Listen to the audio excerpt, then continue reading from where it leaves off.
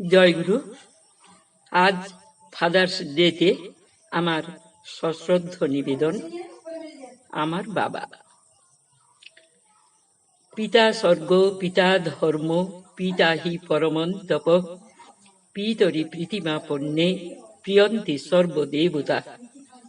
পিতা শব্দটি পা ধাতু থেকে এসছে। পা মানে পালন করা, পোষণ করা। আমি এমন বাবা মার সান্নিধ্যে পালিত হয়েছি, বড় হয়েছি। এখনো সেই স্নেহধারায়, ভাবধারায়, সুধাধারায় অবগাহন করে মনে প্রাণে নিজেকে ধন্য মনে করছি, পুলকিত হচ্ছি, চমকিত হচ্ছি। ধন্য ভেবে আমি তাঁরই কন্যা। ঝলকে ঝলকে পলকে পলকে আনে যে খুশির বন্যা। আজ কেন এত উথাল পাথাল করছে মনটা? কেন বাবার জন্য বারবার চোখে আসে জল? স্মৃতি নয়, মনে হচ্ছে সত্যি যেন সান্নিধ্য পাচ্ছি বাবার। আজ যে ৪ঠা জ্যৈষ্ঠ মঙ্গলবার, আমার বাবার শুভ ১০০তম জন্মোৎসব। আমরা ভাই বোনেরা কি না আনন্দে বাবার জন্মদিন পালন করতাম। বাবা ছোট্ট ছেলের মতো লাজুক লাজুক মুখ করে মাকে বলতেন, দেখো গো খোকনের মা, ছেলে মেয়েরা আমার জন্মদিন পালন করবে বলছে। মা কৃত্রিম অভিমানের সঙ্গে আমাদের শুনিয়ে বাবাকে বলতেন, তা করবেই তো, বাবা তো 10 মাস পেটে রেখেছিল, কষ্ট করে বড় করেছে, আমি আর কি করেছি, বাবারই তো জন্মদিন পালন করবে ওরা। আমরা সঙ্গে সঙ্গেই মাকে জড়িয়ে ধরে বলতাম, ও মা, তুমি রাগ করো না, এবার দেখো তোমারও জন্মদিন পালন করব আমরা। এখনো আমরা মায়ের জন্মদিন পালন করে চলেছি। কিন্তু 2005 সালে বাবা আমাদের শোক সাগরে ভাসিয়ে পরম পিতার শ্রীচরণে আশ্রয় লাভ করেছেন। না না, বাবা হারিয়ে যাননি। তিনি আকুল হয়ে ঠাকুরের কাছে বীজ নাম জপ করছেন, আমাদের জন্য মঙ্গল কামনা করছেন। তার জন্মদিনে আমি বাবার কোলের কাছে বসে আমার লেখা স্বরচিত কবিতাটি বাবাকে শুনিয়েছিলাম বাবার জন্মদিনে। আজ যে খুশির, আজ যে সুখের, আজ যে বড়ই মজার দিন, আজ যে বাবার জন্মদিন, আজ যে বাবার জন্মদিন। এই শুভ দিন বারে বারে আসুক ফিরে ফিরে, আনন্দেতে নাচবো মোরা তোমায় ঘিরে ঘিরে। তোমার শিক্ষা, তোমার ধর্ম, তোমার হাসি গান কি আনন্দে মাতিয়ে রাখে আমাদেরই প্রাণ। এমন বাবা পেয়েছে হায় কোন সে ছেলে মেয়ে, অবাক চোখে তাকিয়ে শুধুই দেখি চেয়ে চেয়ে। যুগে যুগে বাবা গো তোমায় আমরা যেন পাই, কিচ্ছু মোরা চাইব না তো, শুধু চাই যে আশিসটাই। ওগো আমার দয়াল ঠাকুর, বাবাকে ভালো রেখো, শয়নে স্বপনে জাগরণে সদা বাবার সঙ্গে থেকো। আধার পথে বাবা গো আমায় দেখাও আলোটুকু, প্রণাম নিও, ভালো থেকো, ইতি বড় খুকু। আমার বাবা পরম শ্রদ্ধেয় শ্রীযুক্ত হৃষিকেশ মণ্ডল ছিলেন জাতীয় শিক্ষক, ঋত্বিক, সুসাহিত্যিক, সুরসিক, সুবক্তা, সুগায়ক এবং ছবি আঁকায় অসম্ভব ভালো। যে বিষয় নিয়ে পড়াতেন মনে হতো এই বিষয় নিয়ে উনি সারা জীবন বেঁচে আছেন। বিশাল আকাশের মতো ব্যক্তিত্ব, ইষ্টপ্রাণ, অন্যায়ের বিরুদ্ধে বজ্রের মতো কঠোর, আবার ফুলের মতো কোমল। অজয়া বিদ্যা মন্দির হাই স্কুলের অ্যাসিস্ট্যান্ট হেড টিচার ছিলেন তিনি। কত সহজে বিষয়টাকে বোঝানো যায় তার জন্য গান, কবিতা, গল্প ও ছবি এঁকে ছাত্রছাত্রীদের মনটাকে জয় করে নিতেন। হাসির তুফান বইয়ে দিতেন তিনি। একবার 11-এর এক ছাত্রীকে বারবার একটা প্রশ্ন করা সত্ত্বেও চুপ করে আছে দেখে তিনি বললেন, যা ব্যাটারি শেষ হয়ে গেছে। সারা ক্লাসে হাসির হুল্লোড় বয়ে গেল। দাদা বাবার কাছেই বোর্ডিংয়ে থাকতো। দাদার যখন ক্লাস 9, তখন বাবা আমাকে অজয়া স্কুলে ক্লাস 5-এ ভর্তি করে দিলেন। বাবা মাঝে শুতেন, দুপাশে দাদা ও আমি। শনিবারে যখন আমরা বাড়ি যেতাম, তখন বাবা কখনো 2 ভাই বোনকে একটা গানের 2-4 লাইন গাইতে দিতেন। কে ভালো গাইতে পারে, কে মনে রাখতে পারে ঠিকভাবে, ছোট্ট ছোট্ট ট্রান্সলেশন জিজ্ঞেস করতেন, টেন্স শেখাতেন, খাতায় ছবির মতো করে লিখে দিতেন। ভোলার উপায় ছিল না। বাবা খুবই ইষ্টপ্রাণ ছিলেন। যখন বক্তৃতা দিতেন, সবাই মুগ্ধ হয়ে শুনত। বক্তৃতা শুনতে শুনতে লোকের বিরক্তি লাগে, কিন্তু বাবার বক্তৃতা শুনলে সবাই হেসে লুটিয়ে পড়ে। একবার মনে পড়ে, ধর্মসভায় জনৈক ঋত্বিকের ভাষণ শুনতে শুনতে কখন ঘুমিয়ে পড়েছিলাম। ঘুম ভাঙল অগণিত জনতার বাঁধ ভাঙা হাসির শব্দে। এ ওর গায়ে গড়িয়ে পড়ছে। আমি বিস্ফারিত চোখে দেখি বক্তা আমার বাবা। আমি সঙ্গে সঙ্গে আমার গালে এক চড় কষিয়ে বললাম, তুই আর ঘুমানোর সময় পেলি না? এমন মধুর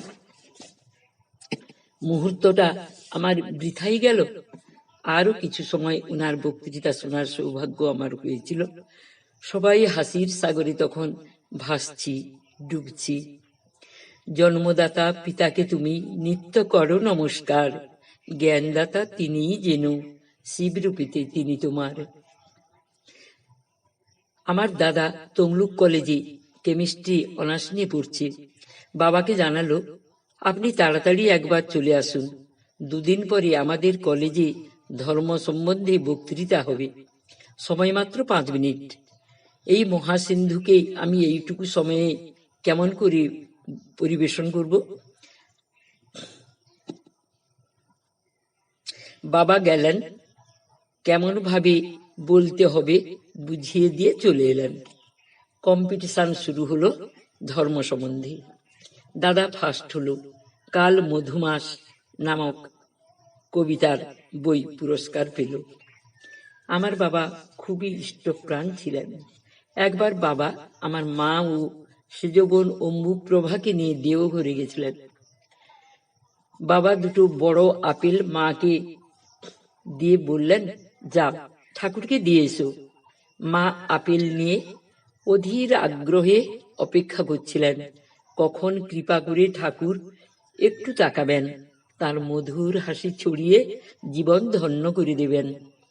হঠাৎ ঠাকুর তার স্বভাব সিদ্ধ মিষ্টি হাসি ভরা মুখে মায়ের দিকে তাকিয়ে বললেন, যা বড় বউকে দিয়ায়। মা আনন্দে ঠাকুরকে আভূমি প্রণতি জানিয়ে ছুটলেন বড় মাকে ফল দিতে। বড় মাকে প্রণাম জানিয়ে মা বললেন, ঠাকুরের জন্য ফল এনেছি বড় মা, ঠাকুর আপনাকে দিতে বললেন। বড় মা বললেন, দে, ঠাকুরের প্রসাদ নিয়ে যা। আমার মা সেদিন আনন্দে আত্মহারা হয়ে গিয়েছিলেন। মায়ের আনন্দ দেখে বাবা বাড়ি আসার সময় আবার মাকেই পাঠালেন অনুমতি নিতে। ঠাকুর, আমরা বাড়ি যাব। ঠাকুর বললেন, আচ্ছা যা। কি গো, অনুমতি দিয়েছেন ঠাকুর? মা বললেন আচ্ছা যা। বাবার মনটা একটু কেমন হয়ে গেল।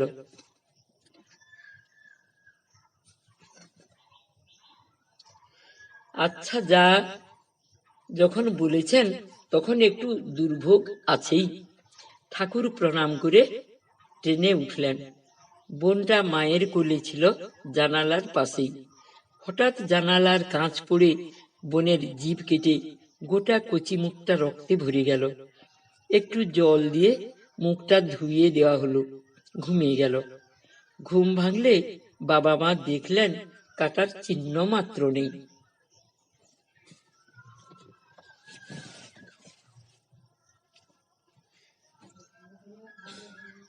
আমার ছোট্ট মেয়ে সুপ্রিয়ার বয়স যখন মাত্র 2.5 বছর, তখন আমার গলস্টোন ও অ্যাপেন্ডিসাইটিস অপারেশন হয়। আমার স্বামী শ্রী শ্রী রামকৃষ্ণ দেবের মন্দিরে নিয়ে গেলেন। তার আগে আমরা বিনতি, বই পড়া, গান এগুলো হয়ে গেছে। রামকৃষ্ণ দেবের সিংহাসনে আমি দেখলাম আমার আরাধ্য দেবতা দয়াল ঠাকুরকে। অপারেশন টেবিলে পরম নির্ভরতায় তাঁরই দেওয়া নাম অন্তরে অন্তরে করতে করতেই জ্ঞান হারিয়ে ফেললাম। 4টার সময় আমার বাবা আমার মুখের কাছে কান পেতে শুনতে পেলেন বীজনাম চলছে। তারও আধ ঘন্টা পরে বাবার প্রাণ কাড়া আদুরে সুরে চোখ খুলে প্রথম তাকালে বাবা বললেন, তুই এতক্ষণ ঠাকুরের নাম করছিলি, পরমপিতা তোকে বাঁচিয়ে দিয়েছেন। 8 দিন ওখানে থাকার পর বাবা বাড়িতে আমাকে নিয়ে গেলেন। আষাঢ় মাসে একথা লিখছি, সেটাও ছিল আষাঢ় মাস। ব্লাড দেওয়ার সময় পরীক্ষা না করেই দিয়েছিল। তার ফলে বিকাল হলেই জ্বর আসতো। আবার তারপর দিন ঠিক 2-2:30টার সময় জ্বর আসতো। 5 ডিগ্রি পর্যন্ত জ্বর উঠে যেত। রাত 1টার দিকে জ্বর কাটত। পরের দিন একই ব্যাপার। 8 দিন এই রকম চলতে থাকে। বাবা সেই বর্ষাকালে কি কষ্টটাই না করে কাঠি গিয়ে ওষুধ আনতেন। ডাক্তার বললেন,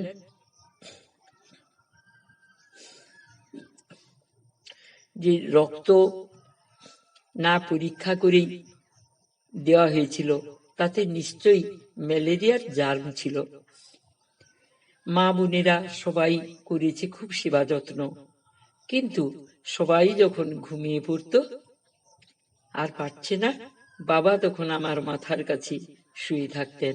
কখন কি দরকার হয়, কি অসুবিধা হয়, এই আমার বাবা। আমার দাদা যখন হায়ার সেকেন্ডারি পরীক্ষা দেবে, তখন হেডমাস্টার মশাই বললেন, দীপকের বয়স তো কম, এবছরটা থেকে গেলেই ভালো হতো। দাদার মন খারাপ হয়ে গেল দেখে বাবা দাদাকে দেওঘর নিয়ে গেলেন। তুই জিজ্ঞেস কর ঠাকুরকে পরীক্ষা দিবি কিনা। প্রণাম করে দাদা বলল, ঠাকুর আমি কি পরীক্ষা দেব?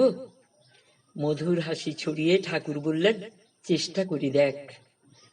শুরু হয়ে গেল দাদার রাত দিন পড়াশোনা। বলা বাহুল্য, দাদা একাই স্কুলের ছাত্রছাত্রীদের মধ্যে ফার্স্ট ডিভিশনে পাস করেছিল। ঠাকুর ছিলেন বাবার ফ্রেন্ড, ফিলোজফার অ্যান্ড গাইড। আমার দাদু শ্রদ্ধেয় প্রয়াত গোবিন্দপ্রসাদ মণ্ডল পাঠশালার মাস্টার মশাই ছিলেন। মাত্র 45 বছর বয়সে তিনি প্রাণ হারান। ঠাকুমা শ্রদ্ধেয়া লক্ষ্মী দেবী সত্যি লক্ষ্মী ছিলেন, ইষ্টপ্রাণা ও পতিপ্রাণা ছিলেন তিনি। তাই তো তার কোল আলো করে এসেছিলেন ঋষিকেশ, পুলিন বিহারী ও বিশ্বেশ্বরের মতো 3টি পরম ইষ্টপ্রাণ ছেলে। বাবা নেই, বড় গরিব সংসার, কিন্তু বাবার বুদ্ধি মেধা ছিল গর্ব করার মতোই। নিম্ন প্রাথমিক বিদ্যালয়ে বৃত্তি পরীক্ষা দিয়ে তিনি 15টি ইউনিয়নের বিরাট নন্দীগ্রাম থানায় প্রথম স্থান অধিকার করে সরকারি বৃত্তি পেয়ে আমাদের সুবদি গ্রামেরই সরকারি অনুদান প্রাপ্ত মধ্য ইংরাজি বিদ্যালয়ে ভর্তি হন। বাবা 2 ছোট ভাইকে পরপর বৃত্তি পেয়ে সেই পয়সায় পড়ান, নিজে প্রাইভেটে পরীক্ষা দেন, ভাইদের কলেজে ভর্তি করান। বাবার বিয়ের আংটি বিক্রি করে ভাইদের কলেজের খরচ জুগিয়েছেন, বই খাতা কিনে দিয়েছেন। মা ট্রাঙ্কে আংটি দেখতে না পেয়ে ভয়ে কাঁপছেন। বিয়ের আংটি, শ্বশুরবাড়ির দেওয়া আংটি, বাবাকে কি বলবেন তিনি? আংটিটা তো তিনিই রেখেছিলেন। বাবা মায়ের অবস্থা দেখে বললেন, যাক, ভালোই হয়েছে, আমার ওসব পড়তে ভালো লাগে না, মা হয়তো কষ্ট পাবেন। বাবা তাই কথাটা গোপন করে গেলেন। বাবা প্রাইভেটেই বিএ বিটি অনার্স পাস করলেন। বাবা ছিলেন অজয় হাই স্কুলের অ্যাসিস্ট্যান্ট হেড টিচার, মেজ কাকুমণি মহেশপুর হাই স্কুলের হেড টিচার, আর ছোট কাকুমণি মহিষাদল প্রাইমারি স্কুলের হেড টিচার। আমার দাদা বলতো, আমার বাবা ও কাকু ঠিক মনে হয় ব্রহ্মা বিষ্ণু মহেশ্বর। সবাই ধন্য ধন্য করত তাদের। মিষ্টি ব্যবহার, জ্ঞান গরিমা ও ইষ্টপ্রাণতা চিরকাল স্মরণীয়। একবার বাবা বন্ধুদের অনুরোধে এক জ্যোতিষীকে হাত দেখাতে বাধ্য হন। জ্যোতিষী হাত দেখে বলেন, আর মাত্র 1 মাস পরে তোমার মৃত্যু অনিবার্য। বার সময়ও তিনি বলে দিলেন। একটা দিন যায়, বাবার মনটা স্বভাবতই একটু খারাপ। আর মাত্র 8 দিন, 5 দিন, 2 দিন, অবশেষে এসে গেল সেই ভয়ঙ্কর মুহূর্ত। 5 মিনিট, 3 মিনিট, 2 মিনিট, 1 মিনিট। বাবার চোখ বন্ধ, প্রাণ মন দিয়ে শুধু পরম পিতার নাম করে চলেছেন। ঠিক যেই মুহূর্তে মৃত্যুযোগ আছে, সেই মুহূর্তে একজনের গলা শোনা গেল, শিশিকেশদা, একটু বাইরে আসবেন। বাবা তাকিয়ে দেখলেন পিয়ন দাঁড়িয়ে আছে। কাছে গেলে বাবার হাতে একটা ফাইল তুলে দিলেন। খুলে দেখেই বাবা ছুটলেন ঠাকুর প্রণাম করতে। বাবা কিছুদিন আগে 5ম ও 6ষ্ঠ শ্রেণীর উপযোগী হিন্দিতে একটা বই লিখেছিলেন। বইটির নাম ছিল হিন্দি মুকুল। বইটি সরকারি অনুমোদন প্রাপ্ত হয় এবং মোটা টাকায় বাবাকে পুরস্কৃত করেন। আর সেই পুরস্কার এলো জীবন মরণ সন্ধিক্ষণে জ্যোতির্ময় রূপে, মঙ্গলময় রূপে, আলোর ঝর্ণা ঝরিয়ে। পরম পিতার পদতলে বসে আছেন বাবা, চোখে তার আনন্দাশ্রু।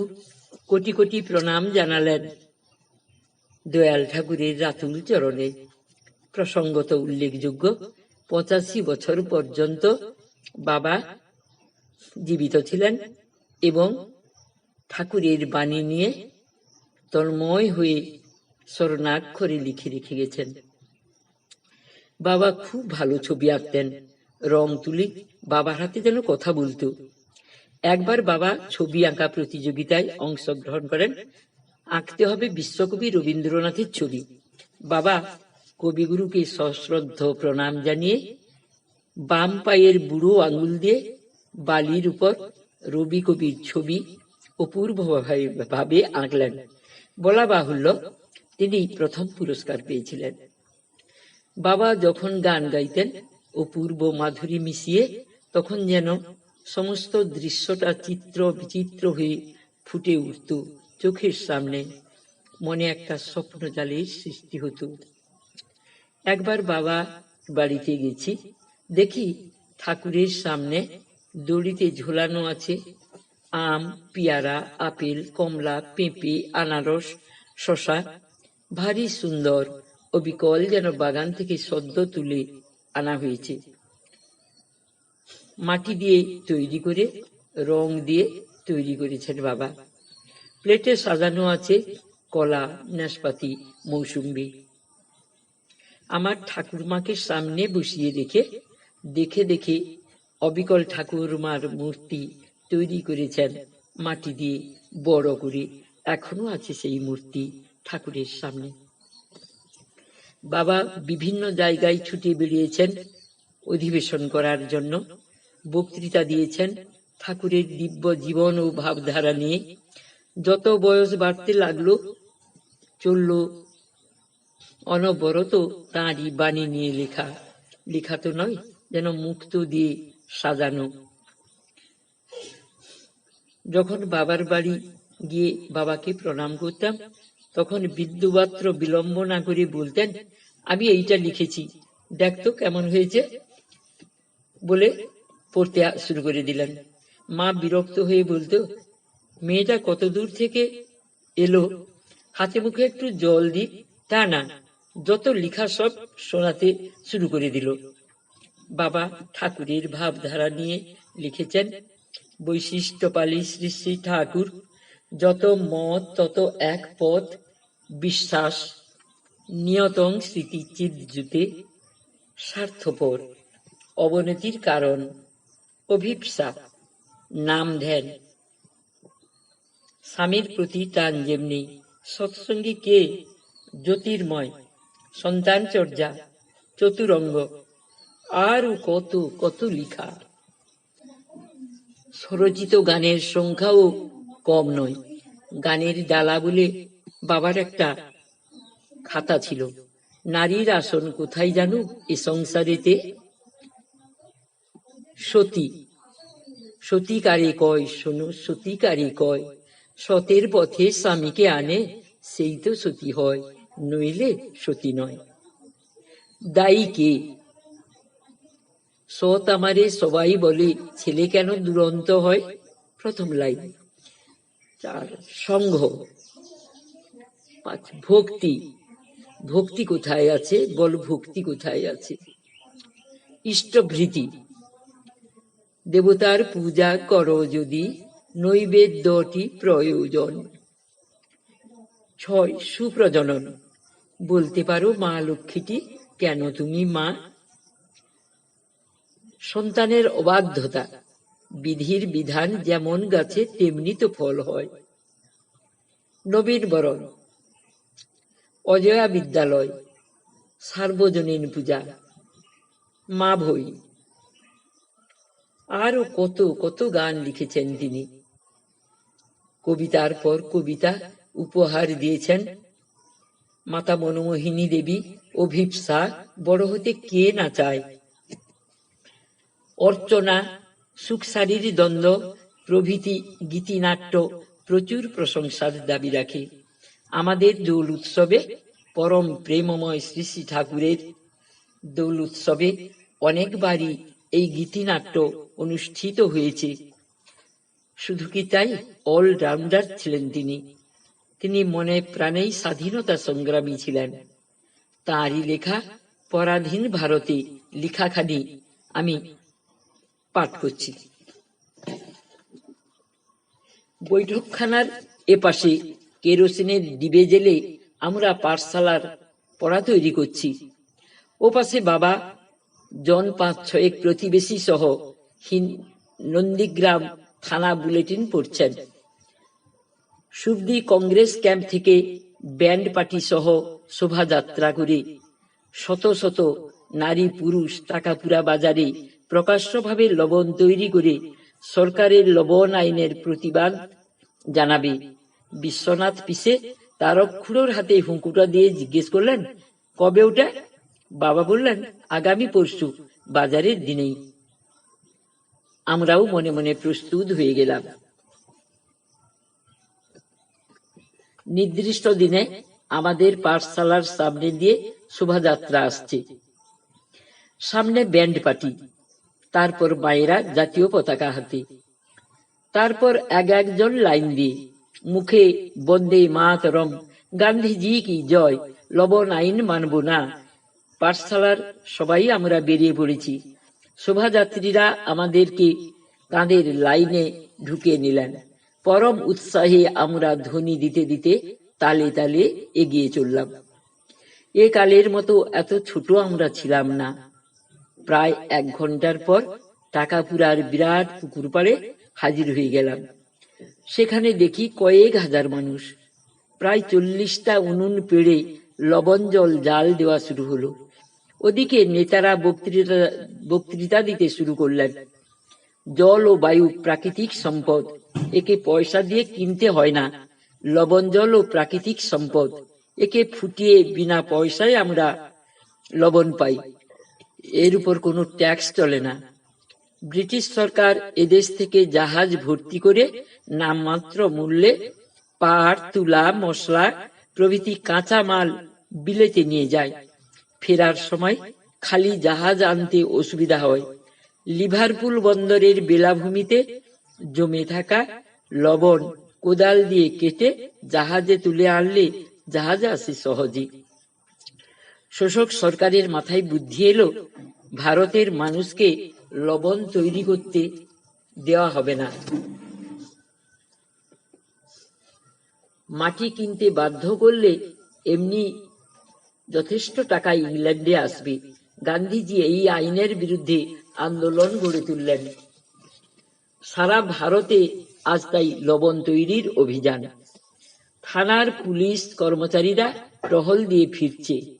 লবণ তৈরি হয়ে গেলে কর্মীরা লবণের পুরিয়া তৈরি করে 2 পয়সা দামে বিক্রি করতেন। কর্মীদের ঘেরাও করে পুলিশ থানার দিকে নিয়ে গেল। সন্ধ্যা হয়ে গেলে সবাইকে ছেড়ে দিয়ে চলে গেল। শেষ পর্যন্ত লবণ আইন ব্যর্থ হয়ে গেল। 2 বছর পরে জাতীয় কংগ্রেস ট্যাক্স বন্ধ আন্দোলন শুরু করলেন। সরকারের টনক নড়ল, পিটুনি পুলিশ নিয়োগ করল। পিটুনি পুলিশ গ্রামের পথে ঢুকলে মায়েরা শাঁখ বাজিয়ে জানিয়ে দেন, পুরুষরা লুকিয়ে যান। আমার মা দুধ হামা চাল ঝোপে জঙ্গলে লুকিয়ে রাখেন, বাচ্চারা খাবে কি? 1-8 যুবক পথে ধরা পড়লে অকথ্য বেত্রাঘাতের পৈশাচিক দৃশ্য চোখে পড়ে। এবার হাজার হাজার পিটুনি পুলিশ দিয়ে এক থানার প্রতি বাড়ি আক্রমণ শুরু হলো। থানাবাসীরা ঘর বাড়ি ছেড়ে পাশের থানায় মাসাধিক কাল কাটালেন। আমাকে নিম্ন প্রাথমিক বিদ্যালয়ে বৃত্তি পরীক্ষা দিতে হবে, তাই শেষের 15 দিন আমাদের পণ্ডিত মশাইয়ের বাড়িতে এসে থাকতে হলো। স্কুল রক্ষা করতে হবে বলে তাকে ট্যাক্স দিতে হয়েছিল। 15টি ইউনিয়নের বিরাট নন্দীগ্রাম থানার প্রথম স্থান অধিকার করে সরকারি বৃত্তি পেয়ে আমাদের সুবদি গ্রামেরই সরকারি অনুদান প্রাপ্ত মধ্য ইংরাজি বিদ্যালয়ে ভর্তি হই। আন্দোলনের স্রোত এখন মন্দীভূত। রাজভক্ত প্রজা বানানোর জন্য কয়েক শত বন্দুকধারী সৈন্য স্কুলে পাঠিয়ে আমাদের দিয়ে গাওয়ালো, long live our gracious king, long live the king. কুচকাওয়াজ হলো, যুদ্ধের চলচ্চিত্র দেখানো হলো। মধ্য ইংরাজিতেও জলপানি পেয়ে নিকটবর্তী কলাগাছিয়া জাতীয় বিদ্যালয়ে স্থান পাই। স্কুলটাই জাতীয় আন্দোলনের পরিবেশ দিয়ে গড়া। কলেজের বিপ্লবী দাদারা মাঝে মাঝে আমাদের অনুপ্রাণিত করে যেতেন। তারা আচার্য প্রফুল্লচন্দ্রকে জিজ্ঞাসা করেছিলেন, হোয়াট ইজ গড? তিনি বলেছিলেন, your spade is your God, পরিশ্রমই ঈশ্বর। গান্ধীজি বলেছিলেন, non violence is God. Rabindranath বলেছিলেন, বিউটি ইজ গড। কলেজে 2য় বর্ষের ছাত্র তখন সরকার ভারতের সমস্ত নেতাকে কারারুদ্ধ করল। গান্ধীজি কারারুদ্ধ অবস্থায় কুইট ইন্ডিয়া প্রস্তাব গ্রহণ করে ভারতের সমস্ত ছাত্রকে আহ্বান করলেন আগস্ট বিপ্লবে। সর্বপ্রথম বোম্বাইয়ের ছাত্রগণ সাড়া দিলে ব্রিটিশ পুলিশ যষ্টি প্রহারে মোকাবিলা করে। সংবাদ প্রাপ্তি মাত্রই আমরা কাঁথি প্রভাত কুমার কলেজের ছাত্রবৃন্দ প্রতিবাদ সভা আহ্বান করি। পরদিন সারা কাঁথি শহরের মৌচাকে লোস্ট্র নিক্ষিপ্ত হলো। আমরা গোলামি শিক্ষা বয়কট করে যে যার থানায় চলে যাই। নন্দীগ্রাম থানার অবরুদ্ধ নেতারা আমাদের অপেক্ষায় ছিলেন। তারা আমাদের উপযুক্ত শিক্ষা দিয়ে সমস্ত থানায় ছেড়ে দিলেন। আমরা 8 জন ছাত্র নেতা প্রত্যেকে প্রত্যহ 2টি জনসভায় বক্তৃতা করে বেড়ালাম। আমার উপর অতিরিক্ত ভার পড়ল নন্দীগ্রাম থানা বুলেটিন লেখার। আমার হাতের লেখা আকর্ষণীয় বলে স্টেনসিল পেপারে নিয়মিত লিখতে হতো। আমি স্বভাবত ইন্ট্রোভার্ট ছিলাম, কিন্তু এই আগস্ট আন্দোলন আমাকে এক্সট্রোভার্ট করে দিল। থানাবাসীর মুখে মুখে তখন আংরেজ ভারত ছোড় দো, করেঙ্গি ইয়ে মরেঙ্গি, একটি অগ্নিস্ফুলিঙ্গ পড়লেই সারা থানা জ্বলে উঠবে। সময়ে অসময়ে যখন যেখানে হাজির হয়েছি, মায়েরা তখন খাদ্য, শয্যা ও নিরাপত্তা জুগিয়েছেন। তাম্রলিপ্ত কংগ্রেসে স্থির হয়ে গেল একটি নির্দিষ্ট দিনে নির্দিষ্ট সময়ে কাথি ও তমলুক মহকুমার সমস্ত থানা অফিস আক্রমণ করে দখল করা হবে। আমার উপর ভার পড়ল কাথি মহকুমার নেতাদের ওই নির্দিষ্ট দিনটি জানিয়ে আসতে হবে। কাথি মহকুমা ক্যাম্পে পৌঁছুতেই সব কলেজ বন্ধুদের সঙ্গে দেখা। তারা ওই নির্দিষ্ট মুহূর্তটি জেনেই মনে মনে প্রস্তুত হয়ে গেলেন এবং থানা ক্যাম্পগুলিতে গোপনে সংবাদ পরিবেশনের দায়িত্ব গ্রহণ করলেন। আমাকে তারা অনুরোধ করলেন, গতকাল 30 জন পিকেটারকে কারারুদ্ধ করা হয়েছে, আমাদের চিনে রেখেছে। আজ শত শত ছাত্র নিয়ে পিকেটিং পরিচালনা করতে গেলে আমাদের শ্রীঘর বাস অনিবার্য। তোমাকে আজ পরিচালনার ভার নিতে হবে। কাথি হাই স্কুল ও মডেল স্কুলের মাঝে দারোগা আমাকে ধরে ইন্সট্রাক্টর অব দ্য ডেমনস্ট্রেশন বলে নোট করে দুটি আর্মড ফোর্স দুপাশে বসিয়ে হাই স্কুলের সামনে ঘিরে রাখলো। প্রায় 500 পিকেটার দুটো স্কুলের দরজা জানালা ভাঙতে ভাঙতে এগিয়ে আসছে। আমি সৈনিকদের বললাম, আমার জেলে যাওয়া চলবে না, চলে যেতেই হবে, নইলে কাজ করবে কে? সৈন্যরা বললে, যদি যান দাদা, তবে ওই সালা দারোগাটার হাত দিয়ে যাবেন, নইলে আমাদের ব্যাড রিপোর্ট হয়ে যাবে। পিকেটারটা সামনাসামনি এসে ডাক দিল, দা চলে আসুন। আমি ওদেরকে কাছে আসতে ডাক দিলাম। ওরা এগিয়ে এলে দারোগাটা এসে আমার বাম হাত ধরল, পিকেটারটা ধরল ডান হাত। টাগ অব ওয়ারে দারোগা হাল ছেড়ে দিতেই আমি পিকেটার অরণ্যে মিশে গেলাম। রাত্রি গোপনে বাসান্তে পরদিন নাচিন্দায় মিটিং করে তারপর দিন নন্দীগ্রামে ফিরে এলাম। এরপর কর্মীরা নাম গোপন করেই কাজ করতেন। নির্দিষ্ট দিনে 15 ইউনিয়ন বিশিষ্ট বিরাট নন্দীগ্রাম থানার বিভিন্ন প্রান্ত থেকে অসংখ্য মানুষ নন্দীগ্রাম বাজারে জমায়েত হলাম। আমাদের নির্দেশে বাজারের টিনের চালা খুলে টিন সামনে ধরে থানার দিকে এগোলাম চারপাশ দিয়ে। পুলিশের বুলেটে 5-6 ভাই প্রাণ হারালো, ক্ষত বিক্ষত হলো বহু ভাই। সন্ধ্যার অন্ধকারে ছিন্ন বিচ্ছিন্ন হয়ে গেলাম সবাই। খেজুরি থানা ছাড়া সব থানার অসংখ্য ভাই শহীদ হলো। তারপর শুরু হলো পুলিশি জুলুম প্রতি সংগ্রামীর বাড়িতে। অনেক বাড়িতে অগ্নিসংযোগ ঘটালো, লুটপাট ভাঙচুর তো আছেই। সংগ্রামীদের বাড়িগুলি রাত্রে জনশূন্য থাকতো। আমরা তো ক্যাম্পের দূরে কোথাও কাটাতাম। আমার বাড়ি রাত্রে ঘেরাও করে ভোরে মা বাড়ি ফিরলে ছেলের খোঁজ নেয়। সঠিক সংবাদ না পেয়ে মাকে হিম শীতল জলে ফেলে দেয়। বাড়ির জিনিসপত্র লুট করে, আসবাবপত্র ভাঙচুর করে, আগুন ধরিয়ে শেষে জল ঢেলে দিয়ে যায়। ডাক্তার শ্যামাপ্রসাদ মুখার্জি মেদিনীপুরে এসে ঘরে অগ্নিসংযোগ বেআইনি ঘোষণা করে যান। প্রতিবেশীরা এসে মাকে উদ্ধার করে আগুন জেলে সেঁক দেন। পরবর্তীকালে পশ্চিমবঙ্গের মুখ্যমন্ত্রী অজয় কুমার মুখার্জিদা তাম্রলিপ্ত জাতীয় সরকার গঠন করে নন্দীগ্রাম থানায় এসে নন্দীগ্রাম জাতীয় সরকার গঠন করে যান। আমাকে প্রচার সচিব পদে নিয়োগ করেন। আমার বুলেটিন লেখার কাজ অব্যাহত থাকলো। শান্তি রক্ষা, বিচার বিভাগ সব কাজই নিখুঁতভাবে চলতে লাগলো। আশ্চর্যই যে স্বাধীনতার মানসিকতার ফলে থানায় চুরি ডাকাতি বন্ধ হয়ে গেল। বহুদিনের মোকদ্দমাগুলি আপোষ রফায় অতি সহজেই মীমাংসা হয়ে গেল। আজকের স্বাধীনতা দিবসের আনন্দের দিনে ব্যথাহত হয়ে উঠি যখন স্বাধীনতা দিবসের ইংরেজি প্রতিশব্দ কানে বাজে। Independence day. ডিপেন্ডেন্স মানে নির্ভরতা, ইন্ডিপেন্ডেন্স মানে অনির্ভরতা বা অনধীনতা। কেউ কারুর অধীন নয়, ছাত্র শিক্ষকের অধীন নয়, স্ত্রী স্বামীর অধীন নয়, বৃদ্ধ মাতা পিতা উপার্জনশীল পুত্রের উপর নির্ভরশীল নয়, মুখ্যমন্ত্রী প্রধানমন্ত্রীর উপর নির্ভরশীল নয়। এই কি স্বাধীনতা? স্বাধীনতা মানে স্বেচ্ছাচারিতা নয়, স্বয়ের অধীনতা।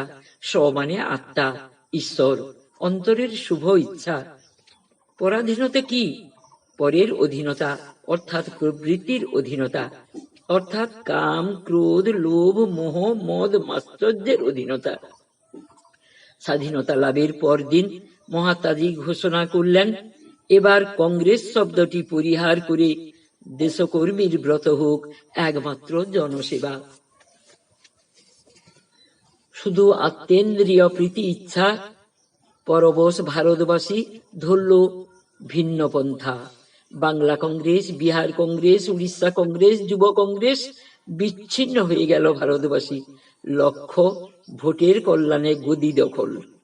মানুষ মাত্রের প্রকৃত ইচ্ছা ইন্টারডিপেন্ডেন্স, পরস্পরের প্রতি নির্ভরতা। সবাই সবার সেবক হয়ে উঠবে, সুহৃদ হয়ে উঠবে।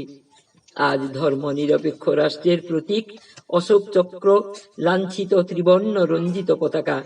সম্রাট অশোক স্বয়ং ঋষি উপগুপ্তের চরণে আত্মনিবেদন করে শ্রী বুদ্ধের আদর্শে ব্যক্তি, দাম্পত্য, গৃহ, সমাজ, রাষ্ট্র জীবন পরিচালনা করেছিলেন এবং ধর্ম মহাসভা আহ্বান করে প্রতি ধর্ম মতের শীর্ষস্থানীয়দের উপদেশামৃত ধৈর্য সহকারে শ্রবণ করতেন এবং তাদের বিহিত শ্রীবৃদ্ধির জন্য অর্থ সাহায্য করতেন। সেই হিসেবে ধর্ম নিরপেক্ষ কথার পরিবর্তে ধর্ম মত নিরপেক্ষ কথাই প্রযোজ্য। ধর্ম ও ধর্মমত সমার্থক নয়। হিন্দু, মুসলমান, খ্রিস্টান, বৌদ্ধ, জৈন প্রভৃতি ধর্ম নয়, ধর্ম মত। ধর্ম একটাই, তা হলো মানব ধর্ম। যেখানে যত মানুষ আছে সবাই শান্তিতে ও স্বস্তিতে বাঁচতে চায়, বাড়তে চায়। বিইং অ্যান্ড বিকামিং এই মানুষের ধর্ম। আর তার উপর অন্য সবাইকে বাঁচতে দেওয়া ও বাড়তে দেওয়া। অন্যে বাঁচাই নিজে থাকে ধর্ম বলে জানিস তাকে, দিতে যে পারে না পাওয়া তার ঘটে না। এ হলো প্রকৃতির বিধান। ধ্বনি যেমন হবে প্রতিধ্বনিও তার অনুরূপই হবে, এর অন্যথা নাই। মানুষ যেদিন নিজের শান্তিকে অর্জন করবে, হিংসায় উন্মত্ত পৃথ্বী সেদিন শান্ত হবে। নান্য পন্থা বিদ্যতে অয়নায়, বাঁচা বাড়ার মর্ম যা ধর্ম বলে জানিস তা।